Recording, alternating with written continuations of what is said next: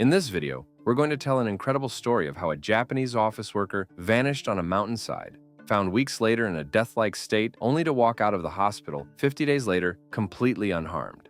His case provides some of the most compelling evidence for a successful human hibernation, a survival mechanism long believed to be extinct in humans. The story begins on a pleasant autumn day, October 7, 2006.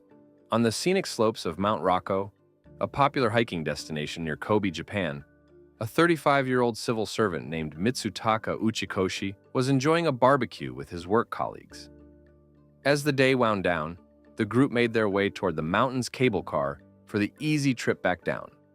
But Uchikoshi, feeling spry, made a choice that would alter his life. He told his friends he would walk.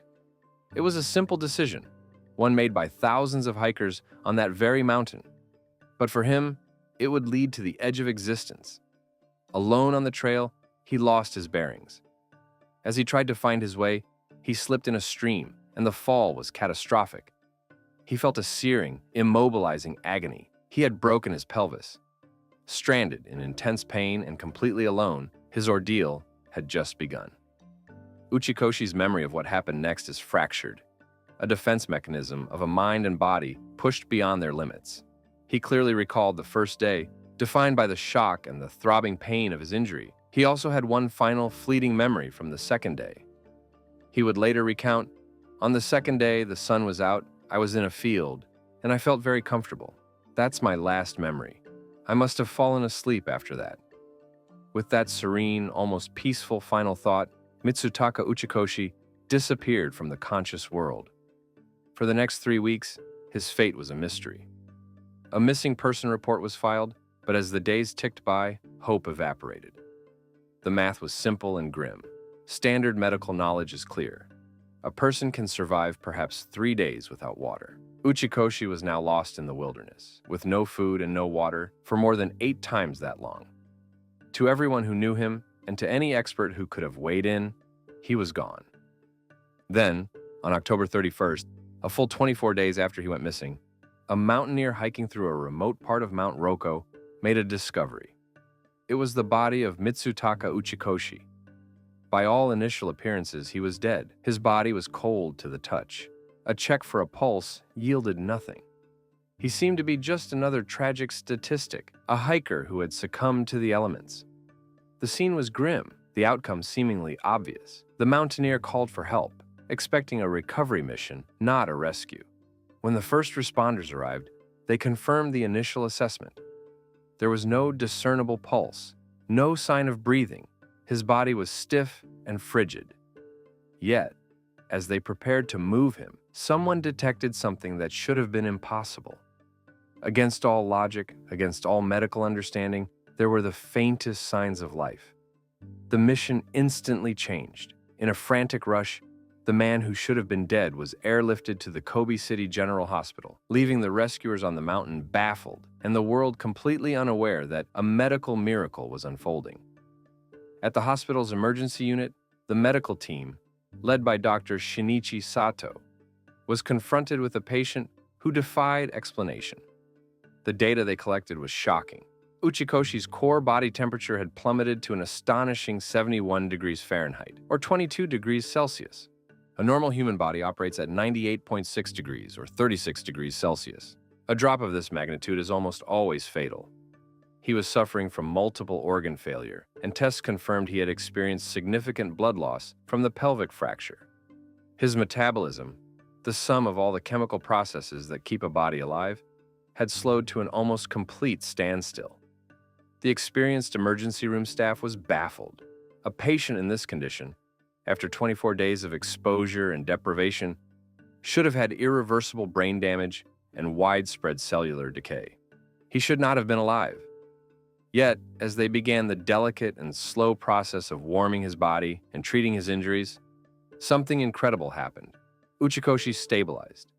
Then, he began to actively recover. His organs, which had all but shut down, slowly and miraculously resumed their functions.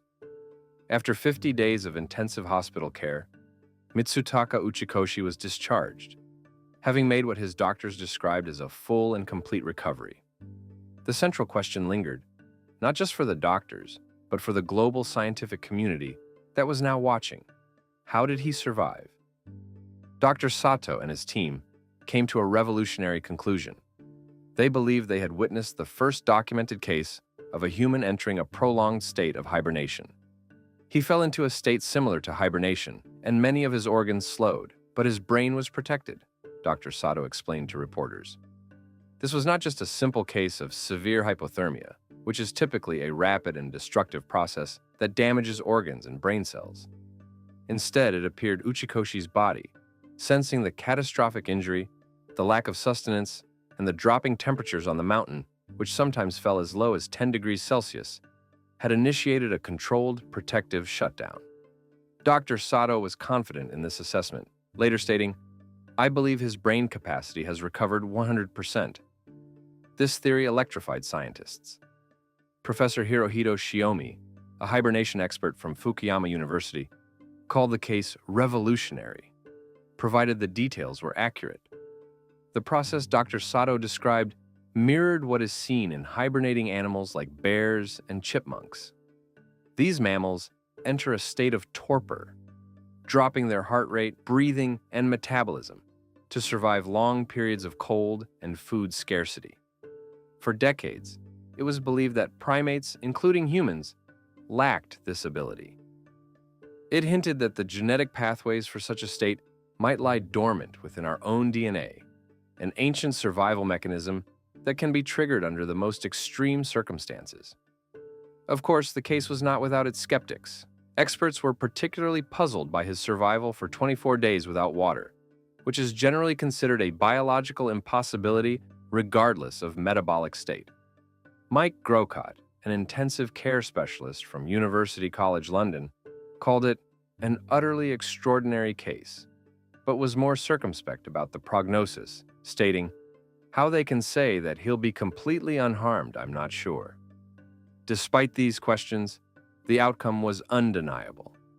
Mitsutaka Uchikoshi, the man found without a pulse on a cold mountainside, walked out of the hospital. He himself became an unwitting pioneer, a living embodiment of human potential. With no memory of the 22 days he lay suspended between life and death, his story forces us to look at the perceived limits of our own bodies, not as fixed walls, but as frontiers waiting to be explored. The mystery of what truly happened to Mitsutaka Uchikoshi on Mount Rokkō continues to fuel scientific inquiry, holding the promise of future medical breakthroughs, all because one man took a walk and his body decided to do the impossible. That's it for this week's Leisure Lore. And please do us a favor and subscribe to this channel if you enjoyed it. It means the world to us.